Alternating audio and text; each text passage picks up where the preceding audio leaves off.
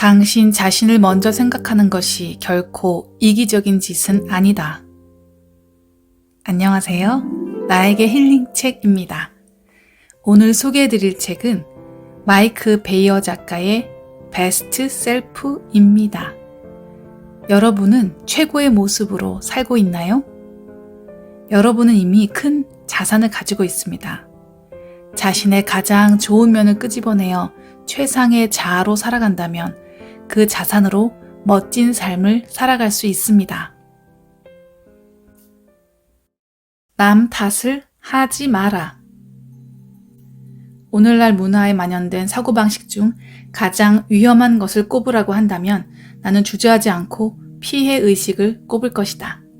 피해자 역할을 한다는 것은 당신의 삶에서 잘못되고 있는 것에 대한 책임을 당신 자신이 아닌 다른 사람이나 다른 것에 돌린다는 뜻이다.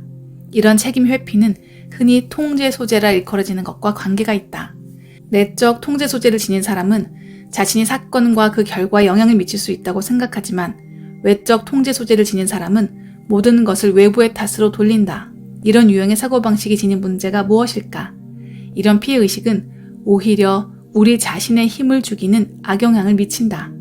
남을 탓한다는 것은 질적으로 자포자기에 빠져 내가 피해자야, 나는 할 수 있는 것이 없어 라고 소리치는 것이다. 당신이 지금 느끼는 기분이나 지금 경험하는 상황을 두고 다른 사람을 탓하는 순간 당신이 스스로의 힘을 포기하는 순간이다. 자신의 힘을 포기한다는 것은 결국 자신의 삶에 대한 결정권을 내던지고 자신의 삶을 책임지지 않겠다는 것이다. 충분히 추론할 수 있겠지만 자신의 삶을 책임지지 않고 포기하는 것은 자기 파괴적 행위가 될 수 있다. 우리가 최고 자아와 하나가 되기 위해서는 우리 삶에서 일어나는 모든 것을 항상 책임져야 할 필요가 있다. 세상이 우리에게 일부러 못된 짓을 하는 것처럼 보이는 순간에도 통제력을 잃지 않아야 한다. 물론 우리가 전혀 통제할 수 없는 고약한 사건이 일어날 수도 있다. 그러나 그 사건에 어떻게 반응하느냐는 전적으로 우리의 선택에 달려있다. 예컨대 우울과 불안, 분노, 원망, 좌절에 빠져들고 이불을 머리끝까지 뒤집어 쓰는 쪽을 선택할 수도 있지만 반대로 자신과 주변 사람들에게 유익한 방향으로 반응하는 쪽을 선택할 수도 있다.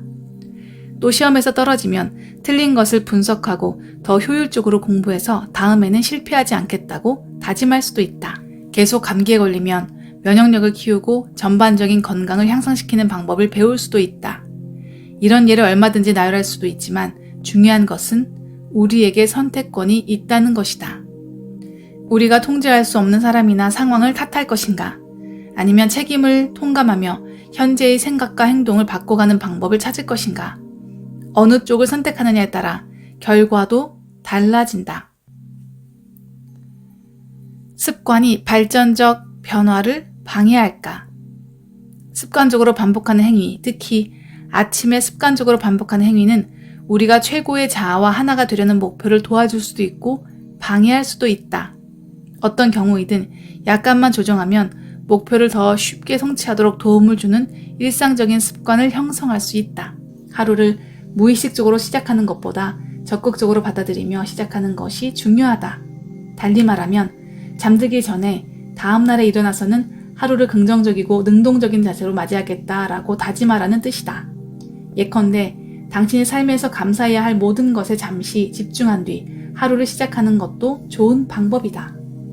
감사할 것을 머릿속에 떠올리며 일종의 목록을 작성할 때 뭐라고 명확히 설명할 수 없는 무형의 것에 대해서도 생각해보라.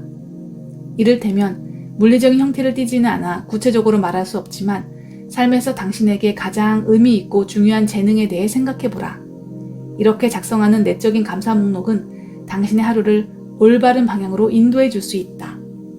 이 행위는 아침만이 아니라 하루 중 언제라도 할 수 있다. 나는 집에서 아침을 맞이하는 경우 내가 좋아하는 의자에 앉아 아주 편안한 자세로 명상을 시도한다. 당신에게는 어떤 습관적 행위가 있는지 생각해보라. 또 그 행위가 합리적이고 진정한 당신에게 다가가는 데 도움이 되는지 생각해보라. 예컨대 매일 아침 아이들이 달려와 귀에 대고 소리를 질러야 겨우 잠에서 깨고 숨 돌릴 틈도 없이 하루를 시작한다면 그런 습관적 행위는 당신의 발전에 방해가 되기 십상이다. 롤러코스터 같은 삶을 살며 자신을 점검하는 시간을 갖지 않는다면 최고 자아와 하나가 되는 것은 거의 불가능하다. 출근하는 동안 감사할 것들을 생각할 수도 있고 아침 일어나 주변을 산책하며 감사한 것들에 집중할 수도 있다. 감사할 것이 제대로 정리되어 있지 않더라도 이런 시간을 차일피일 미룰 필요는 없다. 다음에는 내 바람은 당신이 항상 기운차게 일하는 것이다. 설령 몸 상태가 썩 좋지 않더라도 기분을 되돌릴 수 있는 방법이 무수히 많다는 것을 확인했다. 오늘부터라도 당신의 직권을 안내자로 삼아 직접 건강관리를 하길 바란다. 또 내친 김에 당신의 행동을 정직하게 돌이켜보길 바란다. 당신의 행동과 감정, 생각, 당신이 먹는 것이 당신의 건강, 궁극적으로 수명에 직접적인 영향을 미친다는 것이 진실이기 때문이다. 삶의 7가지 영역을 개선하려는 구체적인 목표에 대해 다시 언급할 때 건강이라는 목표는 반드시 포함되어야 한다. 의학 박사 디펙 초프라는 이렇게 말했다. 당신이 의식적으로 몸이 당신을 돌보게 한다면 몸이 가장 강력한 동맹이자 믿을 만한 동반자가 될 것이다. 베스트 셀프. 인간은 잘 변하지 않는다는 것이 우리 사회의 팽배한 통념이다. 하지만 완전히 잘못된 통념이다. 인간이 변하지 않는다면 나는 아직도 무일푼일 것이고 필로폰에 중독되어 허덕이고 있을 것이다.